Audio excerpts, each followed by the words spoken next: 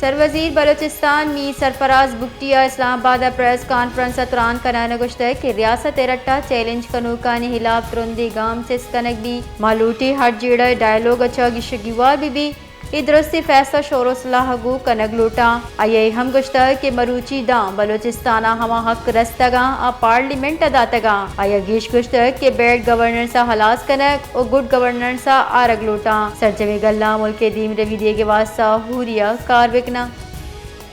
सरवजीर बलोचिस्तान मी Sarfaraz बुगटिया Islamabad press conference दौरान कनाना गुश्त है कि रियासत रट्टा चैलेंज कनूकानी हिलाफ तुरंदी गाम से कनक भी मालूटी हट जीड़ा डायलॉग अच्छा गिशगीवार भी इदरस्ती फैसला शोर सलाहगू कनक लूटा आये हम गुश्ता के मरूची दाम बलोचिस्ताना हमा हक रस्तगा आ पार्लियामेंट अदातगा आया गीश गुश्ता के बैड गवर्नर सा हलास कनक और गुड गवर्नर सा आरग लूटा सरजवे गल्ला मुल्क दीम रवि दिए के वास्ता हुरिया कार विकना।